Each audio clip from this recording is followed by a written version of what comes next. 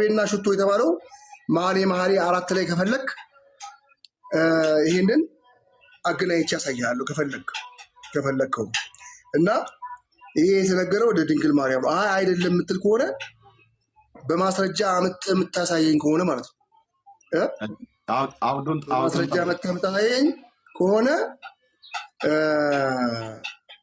እጠብቃለሁ ቁጭ ብዬ ማለት ነው። አውዱን ጠብቀህ አንብብና ተርጉምልኝ። አውድ ታውቃለህ? ተረጎምኩልህ እኮ አውድ ታውቃለህ አይደል? ተረጎምኩልህ። አውድ ታውቃለህ አይደል?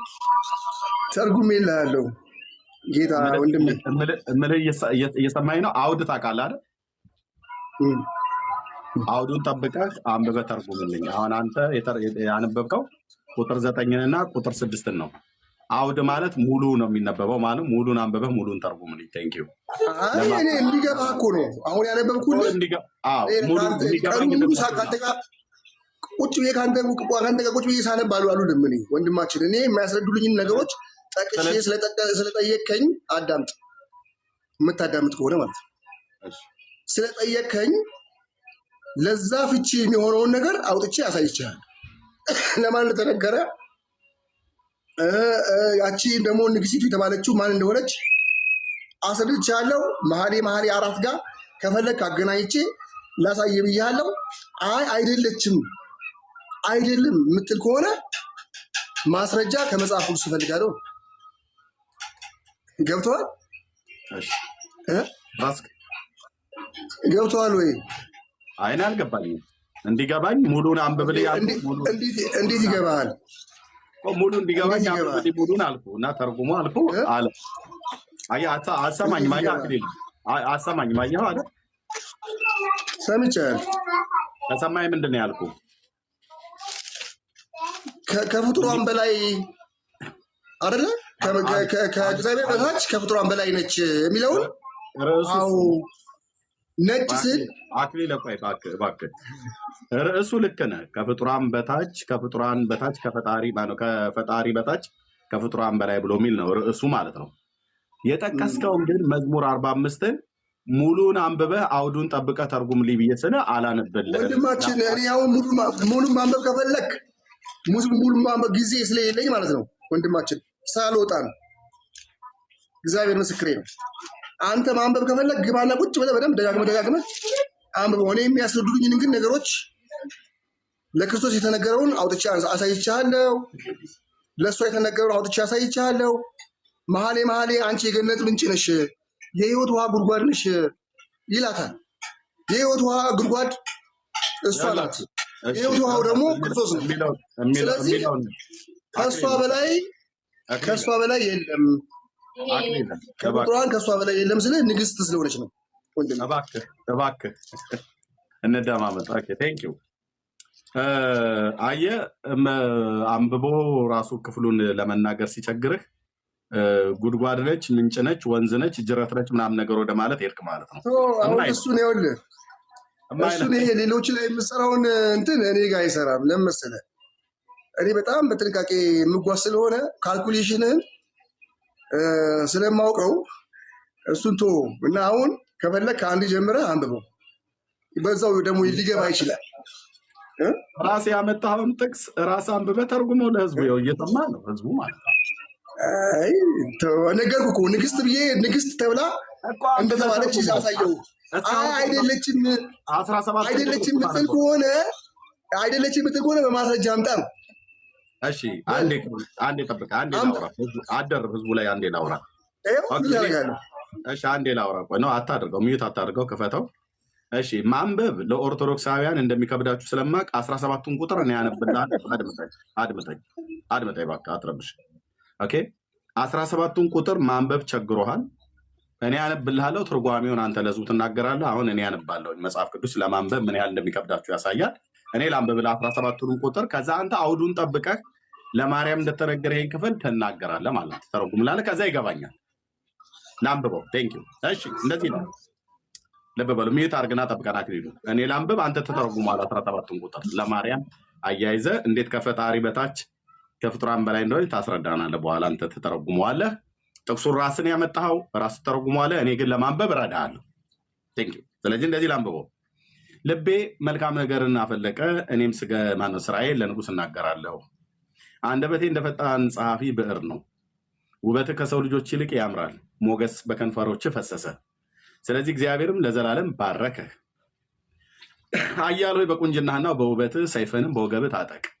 ስለ ቅንነትና ስለ የዋህነት ስለ ጽድቅም አቅና፣ ተከናወንም፣ ንገስም፣ ቀኝ በክብር ይመራሃል። ኃያል ሆይ ፍላጻዎች የተሳሉ ናቸው፣ እነሱም በንጉሥ ጠላቶች ልብ ውስጥ ይገባሉ፣ አሕዛብም በበታችህ ይወድቃሉ። አምላክ ሆይ ዙፋንህ ለዘላለም ነው። የመንግስት በትር የቅንነት በትር ነው። ጽድቅን ወደድህ፣ አመፅን ጠላህ። ስለዚህ ከባልንጀሮች ይልቅ እግዚአብሔር አምላክ የደስታን ዘይት ቀባህ።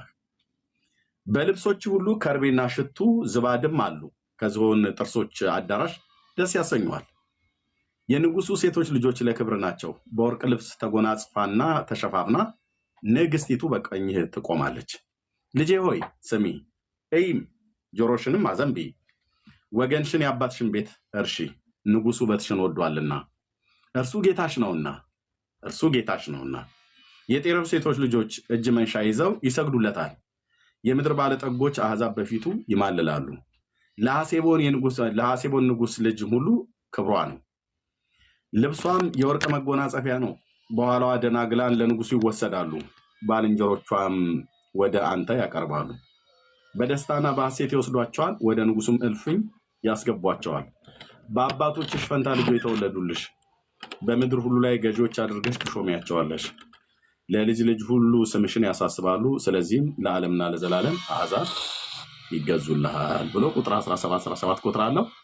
ራስን ያመጣው ጥቅሱን እኔ አንብቤልሃለሁ። አንተ አሁን እንዲገባኝ ማርያም ከፈጣሪ በታች ከፍጡራን በላይ መሆኗን የሚያስረዳልኝ ጥቅስ ነው ብለህ ስላልክ 17ቱንም ቁጥር ተንትነው እኛ እንሰማለን። ማስታወሻዬን ይዤ እጽፋለሁ። ቀጥል። አሁን ቴንክ እሺ፣ ፖይንት ብሎ ማስቀምጥልህ አሕዛብም በበታችህ ይወድቃሉ። አሕዛብን ሁሉ በብረት በትር የገዛ ጌታችን መድኃኒታችን ኢየሱስ ክርስቶስ ነው። አሁን ቆይ ላስረዳ። አምላክ ሆይ ቆይ፣ አሕዛብ በበታችህ ይወድቃሉ። በበታችህ እንዴ አናግረኝ። በበታችሽ ነው የሚለው። በበታችሽ አሁን ጊዜ ሰጠኛል ለኔ በበታችሽ እያልክ እያነበብከው ነው። በበታችህ ነው ብሎ የሚለው። ኧረ በበታች አሁን እሱ ማን እንደሆነ ለማስረዳት። ኧረ ተረጋጋ። ሴቲቱን ነው። አምላክ ሆይ አየው፣ አሕዛብ በበታች ይወድቃሉ። አምላክ ሆይ ዙፋን ለዘላለም ነው ተብሎ የተነገረለት። ኧረ በእናትህ ገብተዋል። እባክህን እኔን የሚዩት ያደረግኩህ ክፍሉ ለምን የሚዩት ያደርገኛል? አድምጠኝ። ክፍሉ ለምን ያደርገኛል? አድምጠኝ። አንደኛ ምን ያህል ስርዓት እንደሌለ ሰው እየሰማ የምታወራውን አሰማም። አየው ከኋላ እንትን ብረድ ለምን የሚዩት ያደርገኛል? ለምን ታደርገኛል? ነገር ብለህ እኔ ሰማሁ አይደል? ያለ ከበስተኋላ ብረት ድስት እየተፈቀፈቀ ነው። አድምጠኝ እባክህ። እኔን የሚዩት ያደረኩ ብረት ድስት እየተፈቀፈቀ ያለውን ከኋላ አቁሙ በላቸው። አንተም ትንፈቀፈቃለህ፣ ብረት ድስት ይፈቀፈቃ። ሁለቱን እንዴት እንችላለን? ወዳጃችን እሱን ስድቡን ተወውና ወንድማችን አንዱን አቁመው። አሁን ጊዜ ተኛር ለኔ ተረጋጋ። ይኸውልህ ከኋላ ያለው ተኛር ወንድማችን እኔን የሚዩት ያደረኩ ከኋላ ያለውን ድምፅ አቁመውና ተንጫጫ።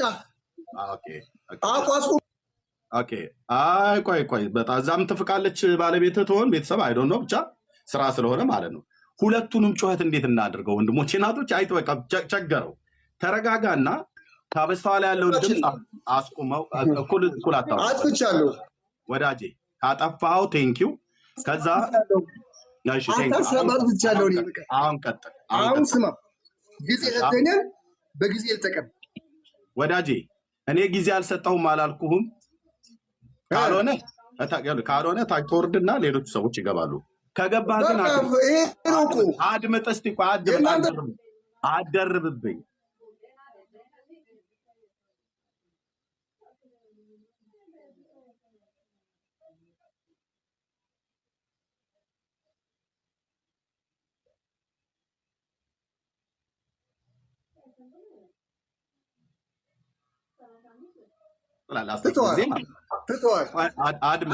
አስትቻለሁ ጊዜ ስጠኝ ነው። አድምጥ እባክህ። እኔ እኮ ልሰጥሃለሁ። አንደኛ ድምፁን አስቁመው። እዛ እኮ እየተቆጣሃት ነው። እዛ ድምፁን አስቁመው። ወይ አንተ ያቁም ወይ እሳቸው እነሱ ያቁሙ። ወይ ከዛ ቦታ ላይ ስራ እንዲሰሩ ፈቅበልና ሌላ ቦታ ላይ ሰው እየሰማ ስለሆነ እዛ ዕቃ እየተንኳኳ ስለሆነ አንተም እዚህ ደግሞ ሌላ ነገር ስላደረግ ወይ ፈቅበልና ሌላ ቦታ ላይ ሄዱና የእግዚአብሔርን ቃል ተናገር። እንዴ ፈራ ይለኛል 18 ጊዜ። ምን እፈራለሁ? ቁምና የሆነ ቦታ ላይ ድምፅ በሌለበት ቦታ ላይ እንደሱ ዞር ብለህ ቤተሰብ ውስጥ ስላለ ማለት እኔም ጋር ከአንዳንዴ እንደዛ ይሰማል። አሁን ግን ጊዜ ስለሰጠኸኝ በቃ አሁን ስለሰጠኸኝ አሁን ስማ እጠይቅሃለሁ፣ መሀል ላይም እጠይቅሃለሁ፣ ትመልስልኛለህ። አሁን የጠየቁት ጥያቄ ሴቲቱ ማርያም መሆኗ ከፈጣሪ በታች እሱ እኮ ልነግርህ እኮ ነው። አንተ ደግሞ አይደለችም ብለህ ትነግረኛለህ። አንተ አይደለችም ብለህ ደግሞ ትነግረኛለህ። እሺ አሕዛብም በበታቸው ይወድቃሉ። አምላክ ሆይ ዙፋንህ ለዘላለም ነው። የመንግስት በትር የቅንነት በትር ነው። ጽድቅን ወደድክ አመፃን ጠላህ ተብሎ የተነገረው እኔን አጠይቀኝ። እሱ ለጌታዬ ነው የተነገረው፣ ለእኔ አጠይቀኝ። አንተ ለማርያም እየመለስክልኝ ነው። አይ ጥሩ ነው። አድምጠኝ የጠየቅኩ አድምጠኝ፣ እባክህ አድምጠኝ።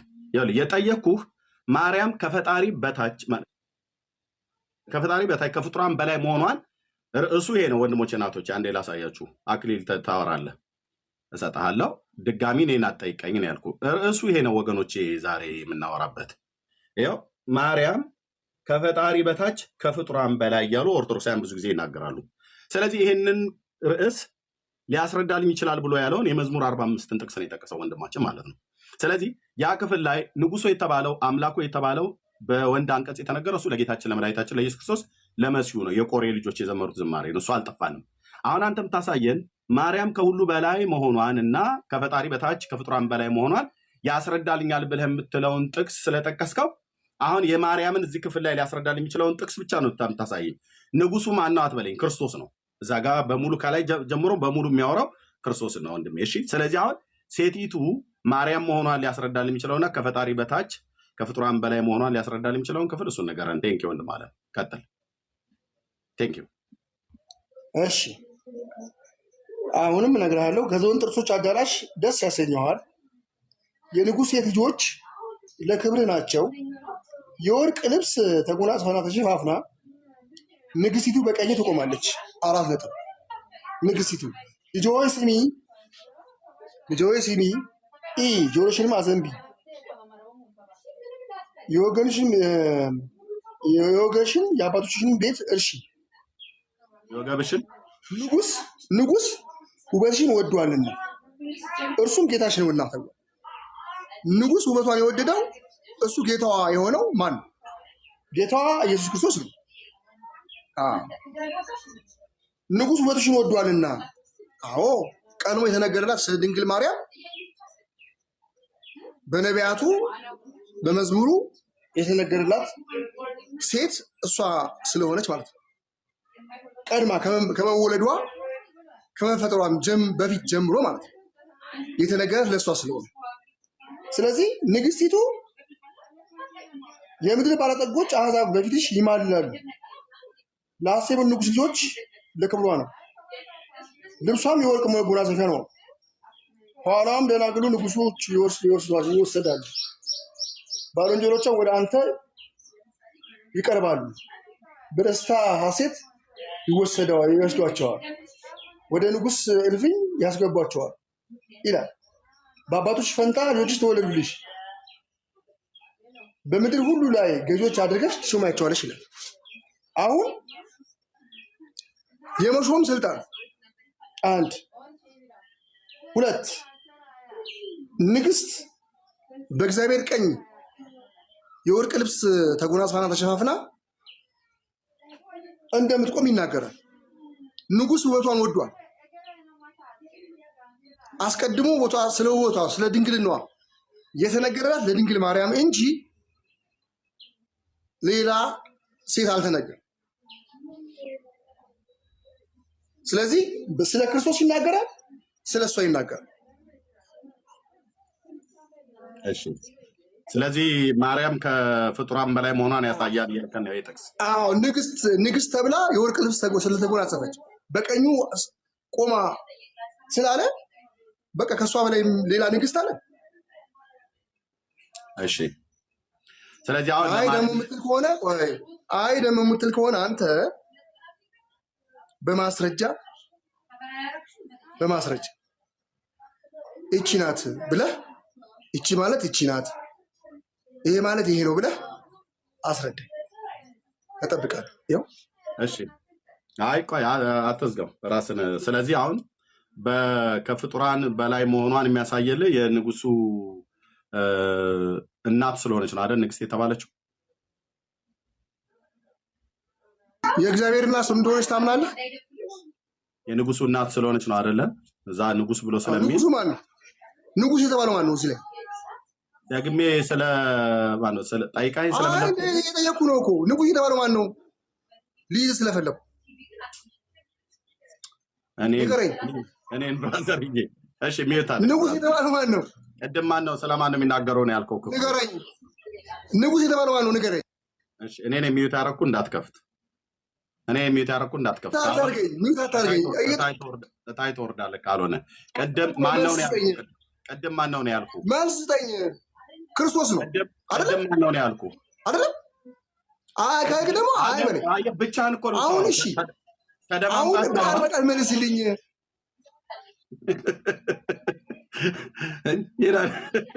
ቅድም ማን ብዬ ነው የመለስኩልህ? መልስልኝ። ቅድም ማን ብዬ ነው የመለስኩልህ? በቃ ለክርስቶስ ነው ብለኸኛል። ቅድም ማን ብዬ ነው የመለስኩልህ? ስለዚህ ቤት ውስጥ ብቻህን እኮ ጮክ። ከኔ ጋር መደማመጥም አቃተህ። ቅድም ማን ብዬ ነው የመለስኩልህ? ንጉሱ ማን ብዬ ነው የመለስኩልህ? ቅድም ማን ብዬ ነው የመለስኩልህ? ንጉሱ።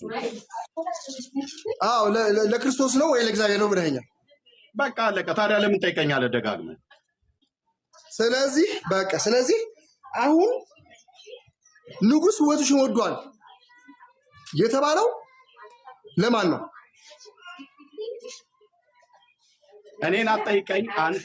17ቱን ቁጥር አንበብከው አይደል? ንጉስ ውበትሽን ወዷልና የአባትሽን ቤት ሄድሽ ተብሎ የተነገረው ለማን ነው? የራሱ ድምፅ ራሱን ይረብሸዋል ወንድሞች። ለዚህ ነው የማይሰማው። ኧረ እኔ ምንም የሚረብሸኝ ነገር የለም። ፖለቲካውን ተው። የሚረብሽ ከሌለ ሌላው ላይ ፖለቲካውን ለምሳው እኔ እንደዛ ይሰው አይደለም። ቀስ ብለህ አውራ ክሊል ፕሊዝ። ይኸውልህ ከኋላ ድምፅ አለ፣ ቤተሰብ ድምፅ አለ። ገባው። ያው እሺ የራስህ ድምፅ ራስን እንዳይረብሽ አይረብሸኝ። ምንም የሚረብሸኝ ነገር የለም። አሁን ይህቺ ንግስቲቱ የተባለችው በእኔ ማርያም ናት፣ በአንተ ማን ናት? እሺ ቆይ እኔን አይደለም ጠይቀኝ። ራስን ጥቅሱን ያመጣው ልብ በነስማኝ። የኔ ጥያቄ ማርያም ናት እኮ አልኩህ እኔ። አንተ ደግሞ ይህቺ ናት በለኝ። ጥያቄን መለስክልኝ አይደል? በመዝሙር 45 መሰረት ማርያም ነች ብለህ መለስክልኝ አይደል? አክሊል ቴንክ ዩ። ማርያም ነች ብለህ የመለስክልኝን ሳልቃወምህ ቀጥታ ልቀበልህና በአንተ እኔ በኋላ ለህዝቡ ድምዳሜ እንሰጣለሁ። አንተ በዚህ ቃል መሰረት መጨረሻ አይደለም። አሁን ነው የምትመልስልኝ። ማን ናት? አድምጠኝ። እየጠየኩህ ነው ወንድማቸው። አድምጣት ለበል። ራስ ባመጣው ነው የምጠይቅህ። አሁን እዚህ ጋር በጣም ገዝት የላከ ስላለ እታች ወርዳ አንተ እነሱ ወንድሜ ችግር ቤትህ ነው ማውራት ትችላለህ። ነገር ግን የምጠይቅህ ማናት? ተረጋጋ እኮ ነው ያልኩህ። ማናት? ወዳጅ ተረጋጋ። እኔን አትጠይቅም። እታች ወርዳል ማለት ነው። መልስልኝ። ሌሎች ተረጋግታችሁ ልታወሩ የምችሉ ሰዎች መምጣት አለባችሁ። ሌላ ሰው ካለ ማለት ነው። እዚህ ገዝት የላካችሁ በጣም ብዙዎች አላችሁ። የኦርቶዶክስ አማኝ ከሆናችሁ መምጣት አለበት። ሰውየው የራሱ ድምፅ ራሱን ይረብሸዋል። አንድ ሁለተኛ የቤተሰቡ ጫጫት አለ። ቤት ውስጥ ስላለ ማለት ነው። እኔም ቤት ውስጥ ሆኜ እንደዚህ አንዳንድ ጊዜ የሚፈጠርበት ቦታ አለ። ፈቅ ብዬ ማውራት እችላለሁ። አሁን ፈቅ ብሎ እንኳን ቢሆን ራሱ በራሱ ነው የሚጮኸው። ኦኬ መዝሙር 45 ላይ ቆመህ ያንን ክፍል ራስህ ካስረዳ በኋላ እኔን አትጠይቀኝም። እኔ ጥያቄ ቅድም ያልኩትኝ ማርያም ከፈጣሪ በታች ከፍጡራን በላይ ነች ብላችሁ የምትሉትን ይሄን ቃል ያጠናክርልኛል፣ ይሄን ቃል ያጸናልኛል ብለህ ካልክ እኔ ቀጥታ ወደ ጥያቄ ነው የሚሄደው እንጂ መዝሙር 45ን እኔ ደጋግሜ ለብዙ ጊዜ ስላስተማርኩት ስለማና ስለማን እንደሚናገር ስላስተማርኩት ርዕሱን ሽፍት አታረግም።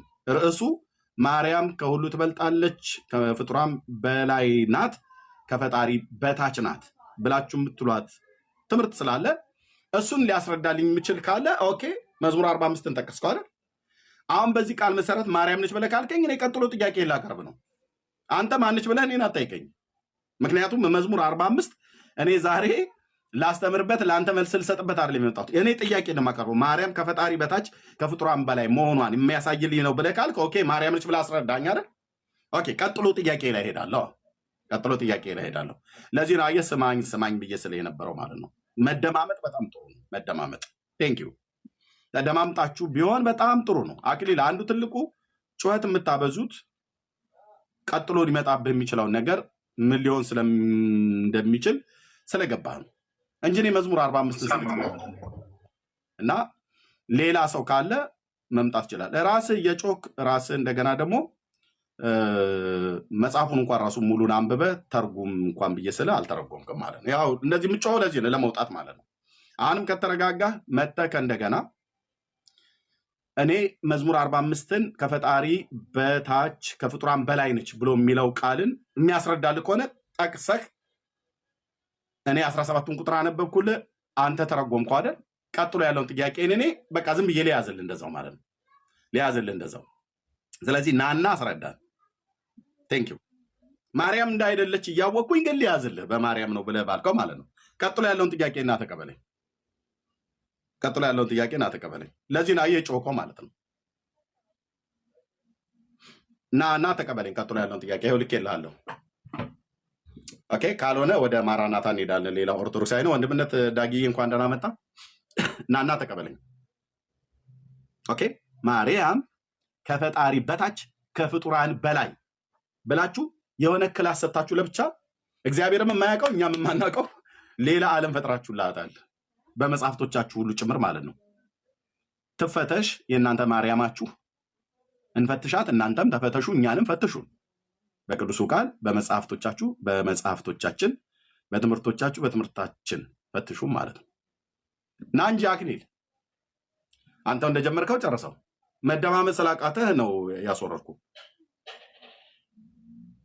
አይ ገብርኤልማ አልመሰከረም።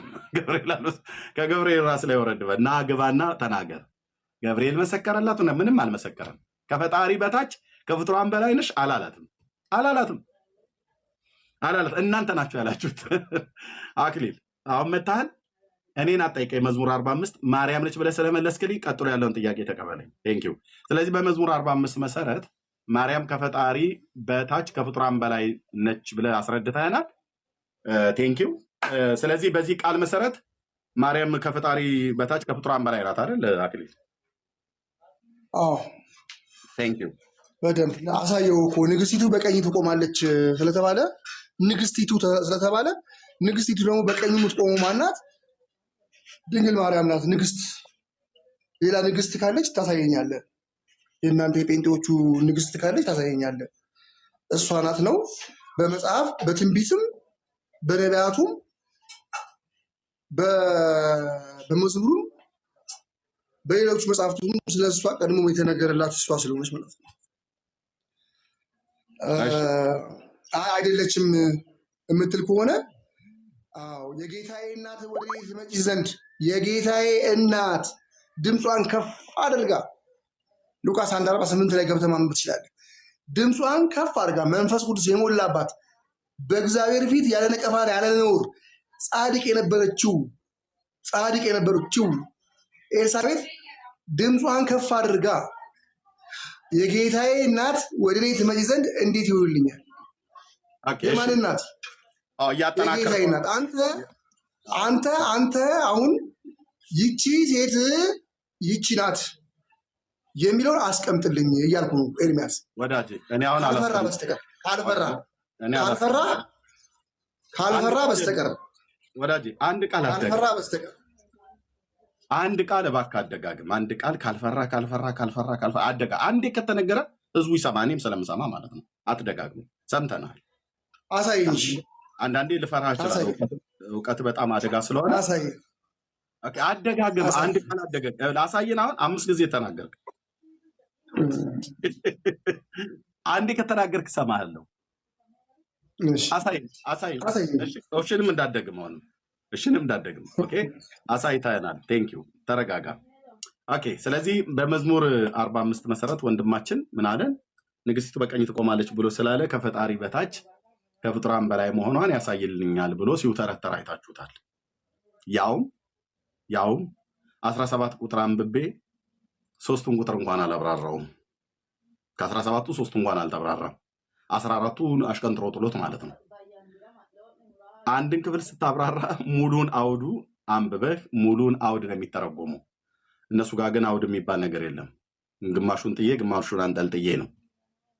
እንደ ሰነፍ ደጋሚ አስማቱ እንደማይዝለት የሚጠቅሱት ጥቅስ ሁሉ አይዝላቸውም፣ አይጣበቅላቸውም። እሺ እኔ አሁን አንተን አይደለም ያልኩት፣ እኔ ብሂል ነው የተናገርኩት። ኦኬ ተምሳሌት ነው የተናገርኩት። አንተን ለምን እንደዛ አላለሁ? እኔ እንደዛ አይደለም። ኦኬ ማርያም ከፈጣሪ በታች ከፍጡራን በላይ ነች ብሎ አለን። ኦኬ ስለዚህ ማርያምን ከፍጡራን የሚበልጣት የለም አይደል? አክሊል ከፍጡራን ማንም የሚበልጣት የለም አይደል? እቺን አጭር ቃል መልስልኝ። የለም። በሉቃስ ወንጌል መጽሐፍ ምዕራፍ 7 ቁጥር 28 ላይ ያለውን ቃል እስኪ ያወጣና አንብቡ። ሉቃስ 7:28 ዮሐንስ የተነገረው ነው። ሉቃስ 7:28 ዮሐንስ የተነገረው ነው። አውጣና አንብበው። ገባኝ። ስለ ዮሐንስ የተነገረው ነው። እባክህ አውጣና አንብበው። በቃ ኮዳ አስታወስኩ እኮ ያው ከሴት ልጆች ከተወለዱ እንደ ዮሐንስ አይደለም ያልኩህ። አውጣና አንብበው ነው ያልኩህ። አንተ ቅድም እኔን አስነበበከኝ አይደል? አንተ አውጣና አንብበው። አንብባ አንተ ማስረጃዬ ነው የምትለው። አውጣና አንብብ። አውጣና አንብበው። እኔ ቅድም አስነበበ። አንብብ አንተ። ለማን አታነብም? አንተ አታነብም? አይ ነው ይገባኛል። ኦርቶዶክሳውያን መጽሐፍ ለማንበብ ዳገታችሁ ነው ይገባኛል። ግን እንደምንም ብለህ አንድ ቁጥር እሱን ለአንተ አትነግረኝም። አሁን አክሊል ያውጣና አንብበው። ማስረጃዬ ነው የምትለው። ማስረጃዬ የምትለው አውጣና ነገር መጽሐፍ ቅዱስን ማንበብ ኦርቶዶክሳውያን ይሄን ያህል ነው የሚፈሩ። ኧረ እባክህ ተው እሱን ፖለቲካውን ተውና አነብልሃለሁ። እኔ ጴንጤ ስለሆንኩ የአምላኬ እግዚአብሔርን ቃል ደስ እያለኝ አነብልሃለሁ። 7:28 ሉቃስ። ተናጋሪው ጌታችን ኢየሱስ ክርስቶስ ነው። ስለ ታላቁ ነቢይ እንደዚህ ብሎ ይናገራል ማለት ነው። ከቁጥር እንዲያያዝላችሁ ከቁጥር 24 ጀምሮ ላንብብ። የዮሐንስን መልእክተኞች ከሄዱ በኋላ ለሕዝቡ ስለ ዮሐንስ ይናገር ጀመር። እንዲህም አለ። ማነው ባዩ? ጌታችን ማለት ነው።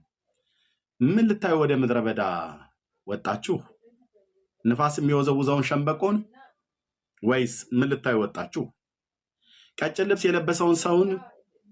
እነሆ ጌጠኛ ልብስ የሚለብሱትና በቅምጥልነት የሚኖሩት በነገስታት ቤት አሉ። ወይስ ምን ልታዩ ወጣችሁ? ነቢይን? አዎ እላችኋለሁ ከነቢይ የሚበልጠውን።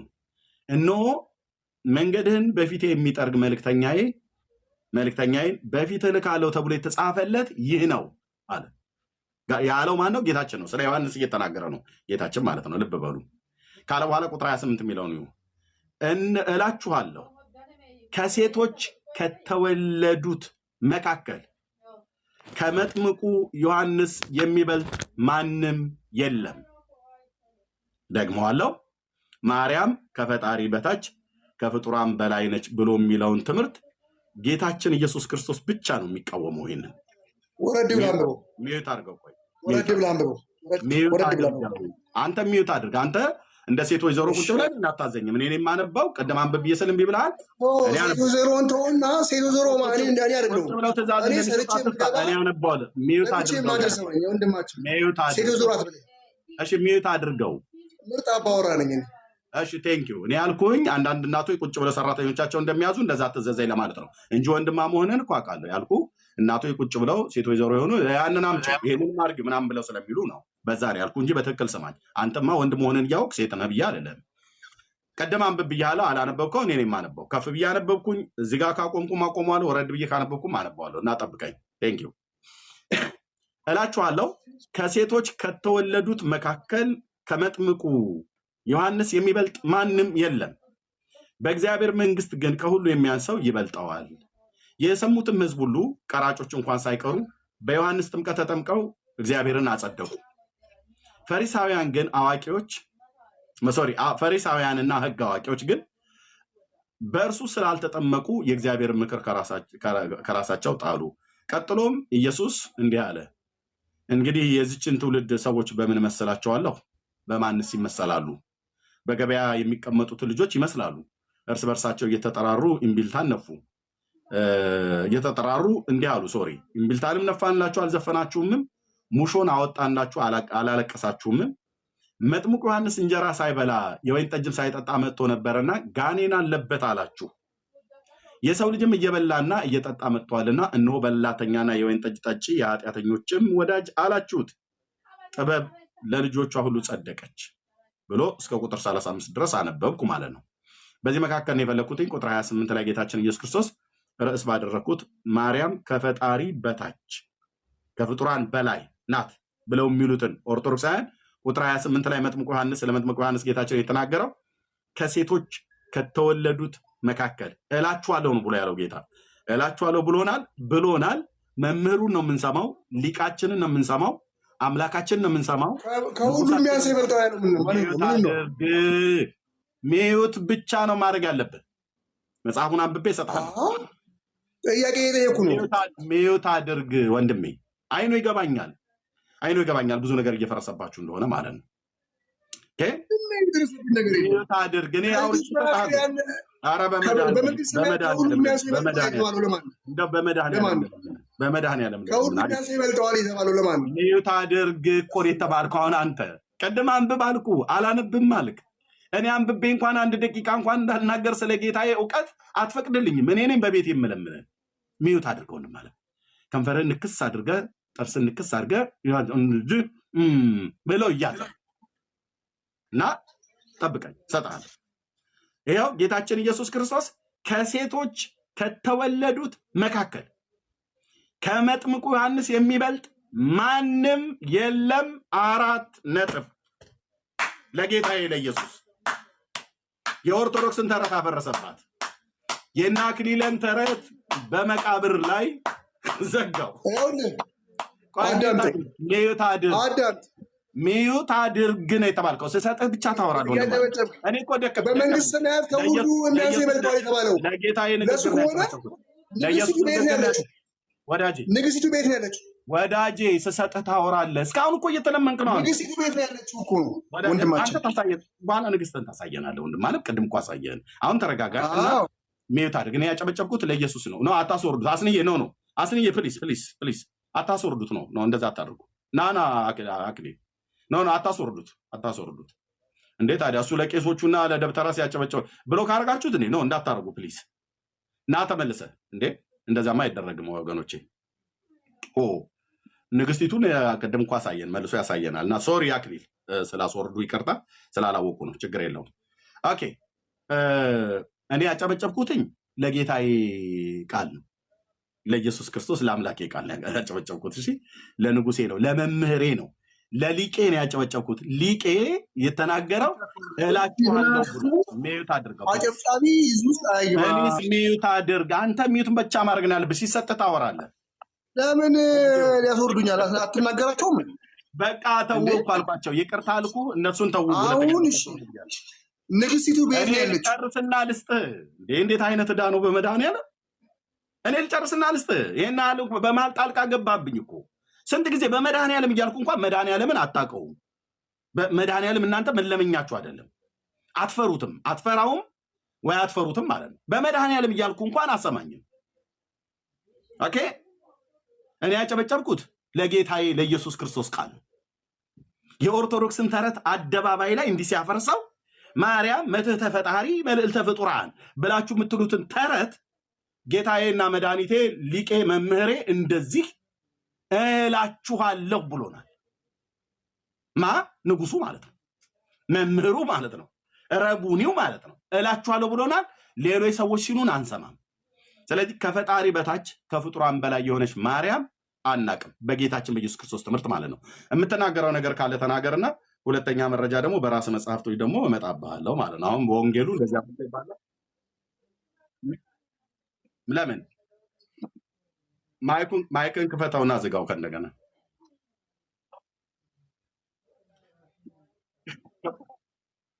አክሊል እታች ያለው ሰው አይሰማም።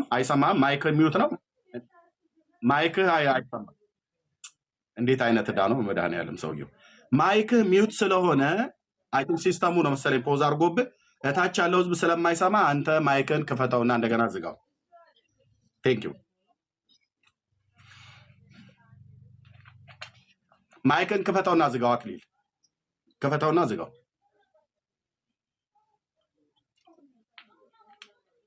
እየሰማኝ ነው አክሊል?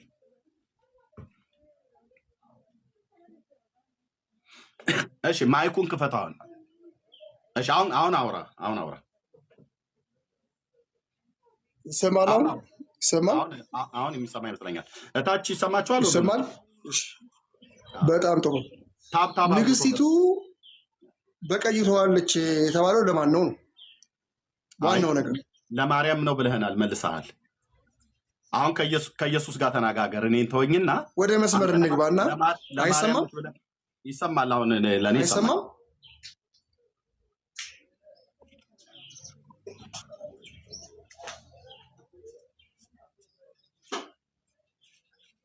አይሰማል? አሁን ለኔ ይሰማኛል። የኛ ግን ላንተ አይሰማም። አይሰማም? አይሰማም ወይ? ይሰማል? ይሰማል።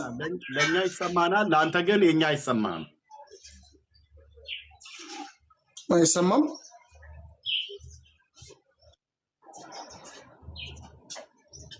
አይሰማም? ወጥቶ ይግባ ወይ ነው? እሺ አክሊል በቃ ውጣና ግባ። አዎ ይሰማል። የሚሰማ ከሆነ ንግስቲቱ በቀኝ ትቆማለች ከተባለ ከንግስት በላይ የሚሆነው ንጉሱ ነው። እኔ የምረዳው እሱ ነው። ንግስቲቱ በወርቅ ልብስና ተሸፋፍና ተጎናጽፋ በቀኝ ትቆማለች፣ ንጉስ ውበትሽን ወዷልና ተብሎ የተነገረው ለእሷ ከሆነ በእግዚአብሔር መንግስት በቀኝ የቆመች ከእሷ ውጭ ካለ አንተ ታሳየኛለህ። አሁን ከዚህ በላይ ደግሞ ክብር ያለው አለ ካልክ ደግሞ በቀኝ መቆም የሚችል መላእክቱ እንኳን በፊቱ ነው የሚቆሙት። በቀኝ የሚቆም ካለ ታሳየኛለህ። እኔ በቀኝ መቆም ማለት ቀኝ ማለት በእግዚአብሔር ቀኝ ሄዶ ተቀመጠ። እሱ በቀኝ ነው የምትቆመው፣ እሷ ናት ነው ንግስቷ ማለት ነው። ንጉሱ ቦታን ወዶ በቀኝ የቆመችው እሷ ስለሆነች ማለት ነው። እሷ የገነት ምንጭም የውሃ ጉድጓድም ስለሆነች ማለት ነው። አሁን ንግስት ከተባለችው በላይ አለ ሌላ ንግስት? ከንግስት በላይ አለ? ንገረኝ እስቲ። በእንደው በዓለምም ብትሄድ በሰማዩም ብትሄድ ከንግስት በላይ አለ? ንጉስ የተባለው እሱ ነው። ንግስት የተባለችው እሷ ናት። ከንግስት በታች አለ? ይሄን ነው እንድታስረዳኝ የምፈልገው። ንግስት ተብላለች። ከእግዚአብሔር በታች መሆኗን የምናገረው በዚህ ነው ማለት ይሄን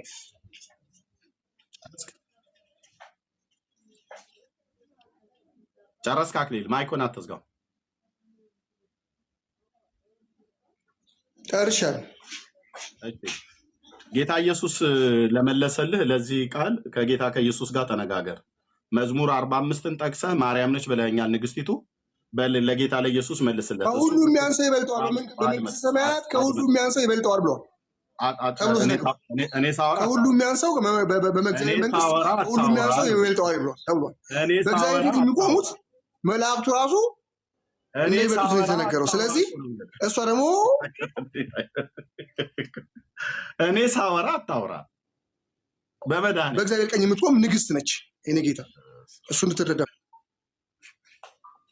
እሺ በቃ ዳንዬ ከኔ ጋር አውቆ ነው አይደል? አዎ በቃ አውቆ ነው። ዳጊ እንኳን ደህና መጣ። ለአንተ ቅድሚያ ልስጥ። ከዚህ በላይ አይደል? ይሩት አውቄ ነው። በመንግስት ሰማያት ከሁሉ የሚያንሰው ይበልጠዋል ተብሎ ተጽፏል። አልጻፈም። ውሸቴን ነው።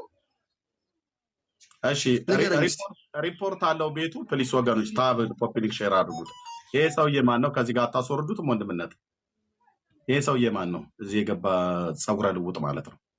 ለታች ሂድ። እሺ አክሊለ እኔን ሊሰማኝ አልፈለገም። አውቆ ነው ምን እያልኩት እንደሆነ ሰምቷል፣ አውቋል።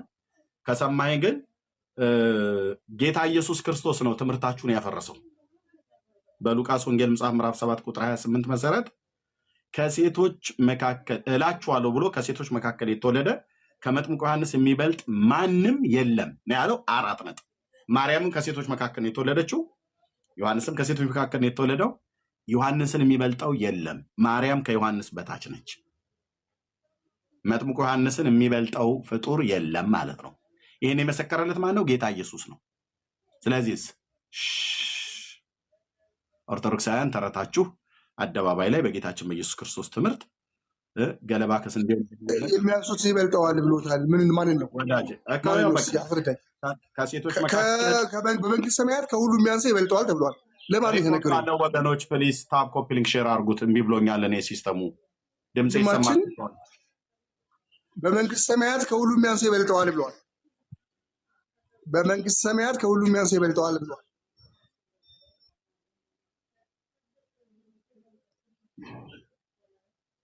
እሱን ነው የምጠይቀው። አንተ ምን አገባ? ዳኔ ምን አገባ? እኔ እሱን ነው የምጠይቀው። አንተ እሱን የጠየቁት አንተ እሱ ይመልስልኝ።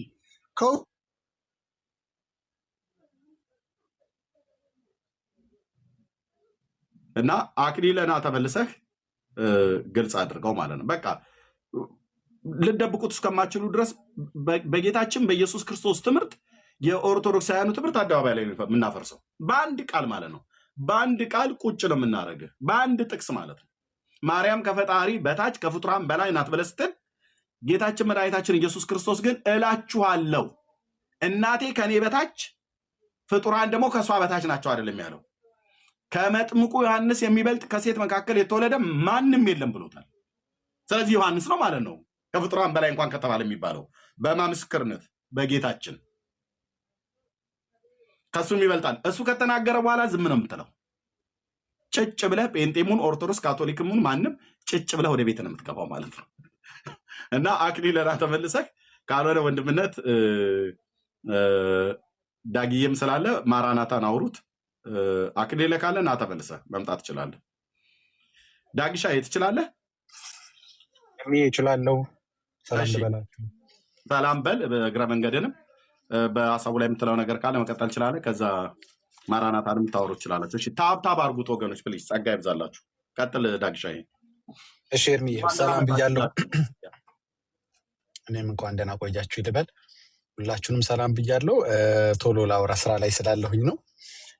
ይህንን ሀሳብ እየሰማው ነበር። ያው ከውጭም ሆኝም እንግዲህ ከገባውም ጀምሮ ወደ ርዕሱ እንዳይሄድ የተፈለገው ለምንድን ነው? ያው በቀላሉ ይህንን አሁን ኤርሚ እንዳልከው በሉቃስ 7 ላይም ባለው ጉዳይ ይህን ትምህርት ማፍረስ በአጭሩ ስለሚቻል መፍረሱ እንደማይቀር ስለገባው ያው አዲስ ርዕስ ይዞ ነው የገባው። ያጠናሁት በዚህ ነው፣ በዚህ ልፈተን፣ የዛሬው ፈተና በዚህ ጉዳይ ቢሆንም እኔ ያጠናሁት ግን የተዘጋጀሁት በዚህ ነው እያለ ነው። እንግዲህ አክሊሉ ገብተዋል። ተዘጋጅቼ የመጣሁት በዚህ ነው፣ እሱኛውን ፈተና አልተዘጋጀሁበትም ማለቱ ነው። በጣም ብንወዳት እንግዲህ ጌታችን እናት ብጽዕቷ ቅድስቲቷ ማርያም የእግዚአብሔርን ትልቁን ፕሮግራም ያወቀችው የሰማችው ከፍጡሩ ገብርኤል በኋላ ነው። ከፍጡር በላይ ነች የሚሏት ማርያም ኢየሱስ በእሷ ሊወለድ እንደሆነ ያወቀችው ከፍጡሩ ገብርኤል በኋላ ነው ያወቀችው። እንዴት አትለኝም? ገብርኤል ሲነግራት ነው ያወቀችው። ከፍጡር በኋላ የምታውቅ ከፍጡር በላይ የሆነች ነች ማለት ነው። it doesn't make sense።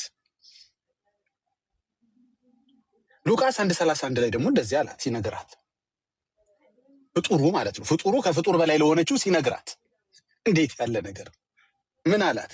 እነሆም ትጸንሻለሽ፣ ወንድ ልጅም ትወልጃለሽ፣ ስሙንም ኢየሱስ ትይዋለሽ ብሎ መጸነሷንም ወንድ ልጅ መውለዷንም የልጇንም ስም የነገራት ፍጡር ነው። ፍጡር የሆነ መልአክ ማለት ነው። ከፍጡር በላይ ለሆነች ማርያም ምን ጾታ ያለው ልጅ እንደምትወልድ ስሙ ምን እንደሚባል የሰማችው ራሱ ከፍጡር ነው።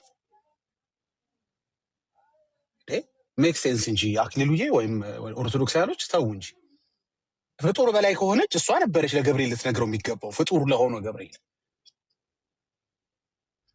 የልጇን ጾታ ብቻ አይደለም። ያው ብዙ ጊዜ ይህን ሀሳብ ነክተ ነው እንግዲህ ለፋሲካ ከሄዱበት ከኢየሩሳሌም ሲመለሱ ኢየሱስ ወደኋላ እንደቀረ እንኳ አላወቀችው ነበር። እኔ እሷ ለማውቋ አይደለም የሚገርመኝ፣ ከፍጡሩ ዮሴፍ እኩል ነው ያላወቀችው። ልክ ቃል በቃል ነው ማነብላችሁ። ሉቃስ 2:43 ላይ እንደዚህ ይላል፣ ቀኖቹም ከፈጸሙ በኋላ ሲመለሱ ብላቴናው ኢየሱስ በኢየሩሳሌም ቀርቶ ነበር፣ ዮሴፍም እናቱም አላወቁም ነበር። አለማወቁ ለዮሴፍ ብቻ አይደለም፣ እኩል ነው። ሁለት ስማቸው የተጻፈው እኩል። ዮሴፍም ሳያቅ ሲቀር፣ ዮሴፍ ፍጡሩ ሳያቅ ሲቀር ከፍጡር በላይ ያሏት ማርያምም ያላወቀችበት እኩል ሞመንት ነበር። እንግዲህ ከፍጡር በላይ ከሆነች ዮሴፍ ነበር ሳያውቅ መቅረት የነበረበት። አለማወቅ በሚባል ጉዳይ ላይ እንደ ማንኛውም ፍጡር ነች ማለት ነው። እንደ ዮሴፍ ነች፣ እኩል ነው። መደዳውን ነው ስሟ የተጻፈው። አለማወቅ ጉዳይ፣ አለማወቅ ትንተና ላይ፣ አለማወቅ ትረካ ላይ እንደዚህ ነው ስሟ የተጻፈው። ፍጡር ነች ማለት ነው። ከፍጡር በላይ ብትሆን ኖሮ ዮሴፍ ነበር አላወቀም ተብሎ መጻፍ ያለበት ሉቃስ 2:43 ላይ። ለዚህ ነው ዮሴፍም እናቱም አላወቁም ነበር። እንዴ ከፍጡር በላይ ሆና ምን ነው ከፍጡር እኩል ሆነሳ አለማወቋ? ትንሽ ልጨምር 1-2 ነጥብ። ሉቃስ 1:27 ላይ ከዳዊት ወገን ለሆነው ለዮሴፍ ለሚባል ሰው ወደ ታጨች ወደ አንዲት ድንግል እግዚአብሔር ዘንድ ተላከ እያለ ይናገራል። እንደ ማንኛውም ፍጡር አንተዬ እጮኛ ያላት እህታችን ነች እንዴ? ከፍጡር በላይ ሆና እንደ ፍጡር እጮኛ የምትይዝ ነች እንዴ? የእሷን ማቃለሉ አይደለም። ይሄው ስለሱ የተጻፈ ነው። ስለሱ የእሷን ነገር ለማሳነስ ብለን እኛ የጻፍነው ነው አይደለም። እጮኛ እንዳላት የሚክዳለ እንዴ? ታዲያ እጮኛ የሚይዝ ከፍጡር በላይ የሆነ እጮኛ ተው እንጂ። ከሞን ሜክ ሴንስ። ምን እየነገረ ነው? ኢትስ ጀስት ላይክ ዋን ኦፍ አስ እያለ ነው። እንደ ማንኛችንም ሰው እንደሆነች ፍጡር እንደሆነች እየነገረ ነው ክፍሉ እንጂ ጴንጤ አይደለም። እሷን ሊያሳንስ እጮኛ አላት ብሎ ያስቀመጠው። እንዲያውም ካከረር ነው ዋይፍም ይለዋል እንግሊዘኛው፣ ሚስትም ነች ነው የሚለው።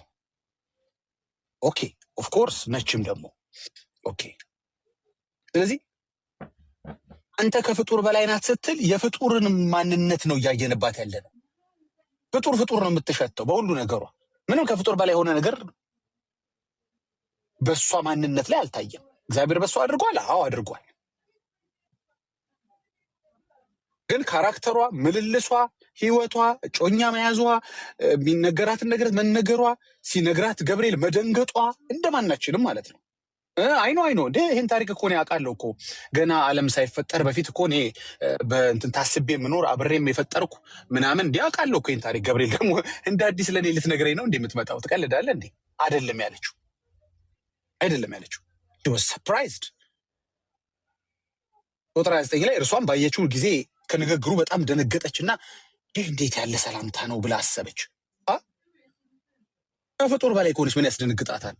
ሰዓቱ ደረሰ አይደለ ነው ማለት ያለባት። አይኖ እንዴ ገብርኤል ምን እንደማያውቅ ሰው ለእኔው ልትነግረኝ ነው እንዴ? ቁጥር 34 ላይ ማርያም መልአኩን ወንድ ስለማላውቅ ይህ እንዴት ይሆናል አለችው። እንዴ እንዴት ከፍጡር በላይ ሆና አላቅም እያለች ነው። እኔ አላቅም እንዴትስ ይሆናል ብላ ከፍጡር መልስ እየጠበቀች ነው። ፍጡር እንዲነግራት እንዲያስረዳት ማለት ነው። እንዴት ይሆናል ብላ እሷ ነች እንዴት እንደሚሆን መንገር ለገብርኤል ያለባት እንጂ ገብርኤል አይደለም ለእሷ ማስረዳት ያለበት። ግን ክፍሉ ምን እያሳየን ነው? ሉቃስ ምዕራፍ 1 ምን እያሳየን ነው? በጣም ልናሳንሳት ሳይሆን ሀሳብ እየነገርን ያለ ነው። ፍጡር መሆኗን ግን እየነገርን ነው። በቃ ፍጡር ነች። ከፍጡር በላይ አለመሆኗን እየነገርን ነው። ነች ካልከኝና ግን ቱ ዳት ኤክስቴንት የምትሄድ ከሆነ ግን ከገብርኤል መልስ የምትጠብቅ ነች። ገብርኤል እንዲያስረዳት የምትጠብቅ ነች። ገብርኤል ሲነግራት የምትደነግጥ ነች። ገና she was surprised። ታሪኩን እንደሚያቅሰው አይኑ እያለች አንገቷን የነቀነቀች የሰማችው ታሪክ አይደለም። እንጓጣው እንግዲህ ምን ታረጋለህ? ምን መዋጥ ነው ያለብህ? ጴንጤዎች ማርያምን ለማቃለል የጻፉት አይደለም። ይሄ እግዚአብሔር ቃል ነው ክሊርሊ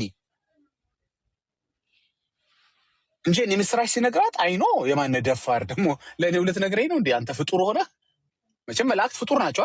አንተ ፍጡር ሆነ ለእኔ ከፍጡር በላይ ለሆንኩት ልትነግረኝ እንዴ? ምን አይነት ድፍረት ነው ነበር ማለት ያለብህ፣ ግን አይደለም። እንዲያውም ጉዳዩን ለማወቅ ገና ከፍጡር ጠይቃ ያወቀች ነች። ይኸው ቃል በቃል ወንድ ስለማላቅ ይህ እንዴት ይሆናል? ስለዚህ ወንድ ብቻ አይደለም የማታውቀው ማርያም፣ ምን እግዚአብሔር በእሷ ሊያከናውን እንዳለም ነው የማታውቀው። ሁለት ነገር ነው የማታውቀው። ወንድም አታውቅም ማርያም፣ እግዚአብሔር በእሷ ያሰበውንም አጀንዳ አታውቅም። it was a surprise። እንደገናም ከፍጡር የተነገራት የምስራች ነው፣ መርዶ አይደለም ምስራች ነው። የመጨረሻውን ኤርሚዬ አንድ ያየኸውን ነገር ልንገር። ሉቃስ 1:37 ማነው 7:28 ላይ እንደዚህ ይላል፣ እላቸዋለሁ ከሴቶች ከተወለዱት መካከል ለማርያምም ይሄ ቃል ተብሏል፣ ግን በእንዲህ አይነት መልኩ አይደለም የተባለው። ለእሷም ከሴቶች መካከል ተብሎ ተጽፏል፣ ለዮሐንስም ከሴቶች ከተወለዱት መካከል ተብሎ ተጽፏል። በቃ ይሄ ሲል አድርጎታል። ይሄ ገላግልሃል። በቃ እንግዲህ ከፍጡር በላይ ብንል እኛ ዮሐንስን ነበር የምንለው፣ ግን አንልም። ከፍጡር በላይ የሚባል ሁለት አይነት ክሬቸር አልፈጠረም እግዚአብሔር፣ ሁለት አይነት ፍጥረት አልፈጠረም። የሰው ዘር ሲፈጠር አንድ ነው በቃ እንጂ ለየት ያለ የሰው አይነት አልፈጠረም።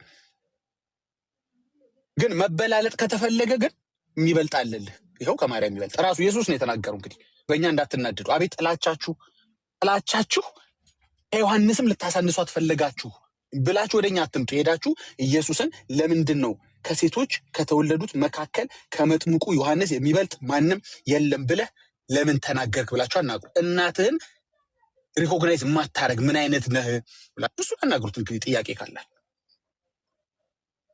የማርያምን ሲነገር ከሴቶች መካከል ነው የሚለው። ይኸውልህ የዮሐንስ ሲነገር ግን ከሴቶች መካከል አይደለም፣ ከሴቶች ከተወለዱት መካከል። ከሴት የተወለደ ሴት ብቻ አይደለም። ስለዚህ ዮሐንስ ሲሆን ከወንድም ከሴትም ነው። የማርያም ሲሆን ግን ከሴቶች መካከል ብቻ ነው የተባለው። እያልኩ ያለው ገብቶሃል ኤርሚዬ ተረድተኛል? ዮሐንስ ሲሆን ከሴቶች ከተወለዱት ነው። ከሴት የተወለደ ወንድ ብቻ አይደለም፣ ማነው ሴት ብቻ አይደለም፣ ወንድም ነው። ከወንድም ከሴትም መካከል። ስለዚህ ይሄ ሁሉ ምን እያልናችሁ ያለ ነው? ፍጡር ናት የሚል ሀሳብ ብቻ ነው ማስቀመጥ ነው። እሷን ለማሳነስ ወይም ደግሞ እግዚአብሔር ያከበራትን አላከበራትም ልንል፣ ብጽዕት አይደለችም ልንል፣ የተቀደሰችውን ቅድስት አይደለችም ልንል አይደለም።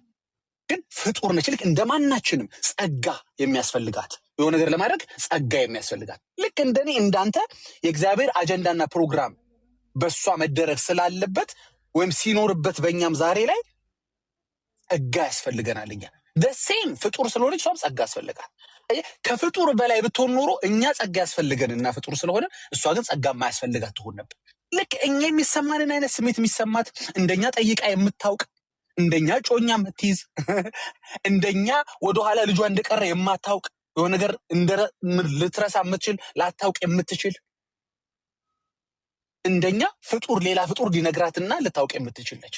ዳትሰት ሌላ ምንም ይሄ የለውም። እንግዲህ ቅር ካለ መዋጥ ብቻ ነው ያለው። ኢንሻአላህ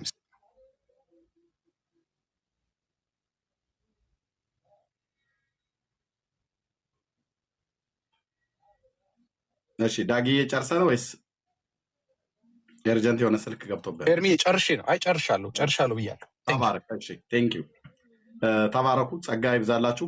እንግዲህ ወረደ ማለት ነው። እሺ ይሄ ሰው ደጋግሞ ላከልኝ። እሺ ዳን አሁን የገባው ሰው ከየት ቤተ እምነት ነው? ዳኒ ቀቤንጤ። እሺ ስንታችሁ ረዳ ወንድማችን። ቴንክ ዩ ጸጋ ይብዛላችሁ። ወንድምነ ዳንዬ አይ ቲንክ ተደብቆ ነው ወይስ ወጣ? ሌሎች ካላችሁ መምጣት ትችላላችሁ። በሀሳቡ ላይ በርዕሱ ላይ ለማውራት ዳጊዬ ጌታ እግዚአብሔር ይባርክ። ዳጊሻይ እንዴት እኮ ስትናገር እንዴት ጥምን የሚያረካ ነገር እንደምትናገር ጌታ እግዚአብሔር ይባረክ። ርዕሱ ይሄ ነው። መረጃ ያለው ሰው ካለ መጥቶ ያሳያል። እኛ የጌታችን እናት ቅድስት ድንግል ማርያም የጌታ እናት መሆኗን አልዘነጋኑም። ማንም ሊነግረንም እስከማያስፈልግ ድረስ እናምናለን፣ ቅዱሳት መጽሐፍት ስለነገሩ። ግን ከፈጣሪ በታች ከፍጡራን በላይ ብሎ የሰራችሁት ትምህርት ግን አንድ ምዕራፍ እንኳን አይሄድም። በራሱ በጌታችን በኢየሱስ መሰረት ይፈርሳል ማለት። እሺ አሞራ ከየት ነው? ሰላም ኤርሜሊ አለው። እሺ ማራናታ። እሺ ቴንክ ዩ ወንድምነ ዳንዬ አለ አለ ወንድምነት አለ። ማራናታን አውራው ከላይ ያለው ኦርቶዶክሳዊ ነው በርዕሱ ላይ። ቴንክ ዩ ወገኖች። ቤኪ ቤካ እንደዚሁም ቃል ቢያባ በጋድ ውፍታ ሁላችሁንም ሰላም ብያለሁ። አውራው ማራናታ ነው ወንድም። እሺ ወንድምነት። እሺ ማራናታ እንኳን ደህና መጣ። እንኳን ደህና ቆያችሁ። እሺ የተነሳውን ሐሳብ ሰምታል ብዬ አስባለሁ። ማርያም ከፈጣሪ በታች ከፍጡራን በላይ ናት።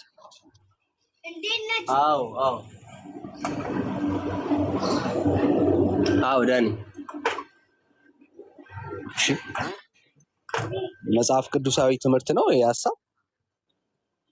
ይሄ ሐሳብ ለኔ እድል ከሰጠኝ እኔም አወራለሁ። ግን እየተደማመጥን እናወራለን።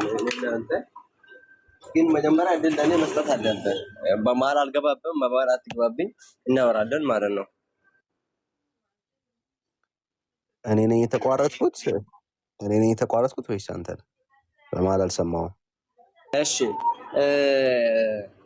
ከቅድም ጀምረ እየሰማሁት ነበረ። እኛ ቅድስት ድንግል ማርያም ከፍጡራን በላይ ከፈጣሪ በታች የምንለው አልሰማኝም ያልኩህ መጽሐፍ ቅዱሳዊ ነው ወይ ነው ያልኩህ። አዎ መጽሐፍ ቅዱሳዊ ነው እኮ ነው ልሰጥህ እኮ ነው። እሺ በቃ ማስረጃ አስጠኝ። ችግር እድል ስጠኝ አላውራ ወይስ እድል እያወራሁ አይደለም ማራናታ፣ እኔ እያወራሁ አይደለም። ማስረጃ አስጠኝ ብዬ ነው ዝም ያልኩት። ዳኒ ከአንተ ጋር ማውራት እኮ በጣም ከባድ ነው። አንተ ቀይ መስመር ሰው ሀሳብ ሳትረዳ ቀይ መስመር ለማድረግ ትሄዳለህ። አንተ ሀሳብ ታመጣለህ፣ እኔ ሀሳብ አመጣለሁ። ከዛ በኋላ እሱ ላይ እናወራለን። ለምንድን ነው ሁል ጊዜ ጥያቄ ጠይቀህ ቀይ መስመር የምታደርገው? እኔ ማስረጃ ነው የጠየኩት። ማስረጃ ቀይ መስመር ካላወራው ሀሳብ ካላስረዳ እንዴት ነው የምትረዳው? ዳኒ እኮ ማስረጃ ስጠን ያልኩህ እኮ። ማስረጃ ስጠን ማለት ቀይ መስመር አይደለም። ባይደው ያልከው ያወራኸው ነገር መጽሐፍ ቅዱሳዊ መሆኑን ማስረጃ ስጠን። እኔ ምን እንዳወራው ሲጀመር አልገባም እኮ። ምን እንዳወራው መች ሰማህ አንተ? አሁን እኔ ማስረጃ መስማት ነው የናፈቀኝ ወዳጄ። እኛ ድንግል ማርያምን ከፈጣሪ ከፍጡራን በላይ ነች ስንል ምን ማለታችን ነው? መጀመሪያ ገብቷል። እኔ አይመለከተኝም። ብቻ ከፈጣሪ በታች ከፍጡራን በላይ መሆኗን ብቻ ከእግዚአብሔር ቃል ማስረጃ። በምንድን ነው እኛ ከፍጡራን በላይ ከፈጣሪ በታች የምንለው? በምንድን ነው? በምንም በሏት ከፈጣሪ በታች ከፍጡራን በላይ መሆኗን ማስረጃ ብቻ አስጠን። ስማ እሺ፣ ካልገባክ ካልሰማክ እኔ ላስረዳ። ስማ እኔ መቼ አልገባኝም ማለት ነው? ማራናታ አልገባኝም እኮ አላልኩም። ማስረጃ ስጠኝ ያልኩት። የገባኝ ኦርቶዶክሳውያን ማርያምን ከፈጣሪ በታች ከፍጡራን በላይ ታደርጓታላችሁ፣ ግን ማስረጃ የለውም ለዚህ ትምህርት። ማስረጃ ካለ እሱ ማለት ምን ማለት ነው? ኦርቶዶክሳውያን እኛ እንደዚህ ስናደርግ ምን ማለታችን ነው? ምንም ከፈጣሪ በታች ከፍጡራን በላይ ነው ያደረጋችኋት። በቃ ይሆነ ሌላ ምን ትርጉም የለውም። በምንም አድርጓት። ማስረጃ ወደ ማስረጃ ወደ ባብራት ታና ስማ፣ የመጀመሪያ ስማ አይዳኒ፣ ያንተ ደግሞ ይለያል እኮ። ስማ እሺ፣ መጀመሪያ ሀሳብ ስማኝ። ወደ ማስረጃ ወደ ከዳጊ ካላውራ ወይም ከኤርሚ ጋር ወይም ከዳጊ ካላውራ ከኔ ጋር ነው የምታወራው። ወደ ማስረጃው ግባ። እያስወራኝ አይደለማ። አንተ እኮ ጥያቄ ስለምትፈራ በመሃል ከጠየቁኝ መልስ አጣሉ ምናምን ብለህ ስለ እንትን ግራ ስለምትጋባ ሰው አታስወራም። ዳኒ ወዳጅ አይዞህ ብራዘር። አሁን ማስረጃው ወደ ማስረጃው ማልቀሱን ተወና ወደ ማስረጃው ግባ። ምን አልቀሳለሁ? ቅድም ኤርሚና አክሊሉ በስነስርዓት እያወሩ ነበረ፣ ሀሳቡ እየተረዳዱ ነበረ። አንተው ገባና እየበጠበጥክ ነው ቤቱን። ስለዚህ እኔ ላውራ ሀሳቡ ተረዳና ከዛ ማስረጃ ማስረጃ ነው እየጠበቅን ያለ ነው ብራዘር። ማስረጃ ነው። ወደ ማስረጃው ግባ ብራዘር፣ ወደ ማስረጃው ግባ። ሀሳብ ለኔ ድስ ትሰጠኛለህ ዳኒ? ማስረጃ አስቀን ብዬ እየለመንኩ ነው ያለሁት። እስካሁን ድረስ ምንም ማስረጃ ማውራት አልቻልክም እና ወደ ሀሳቡ ግባ። ማስረጃ ፕሊዝ። የሉቃስ ወንጌል ምዕራፍ 1 ቁጥር 43 አንብበሽ። እሺ እንደሱ አየህ። አሁን በቃ አሁን ጀመርክ ማለት ነው ወሬ። የሚገርም ነው። እሺ